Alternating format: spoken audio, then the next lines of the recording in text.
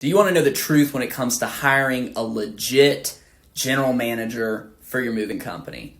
The truth is that it's going to be a 1-year process. So it's going to take you 3 to 6 months just to find the right person. And then it's going to take another 3 to 6 months just to get them up to speed. They're going to literally have to be right beside you, shadowing you for several months to be able to learn how to run your business as a true GM, somebody that can run the helm of your company.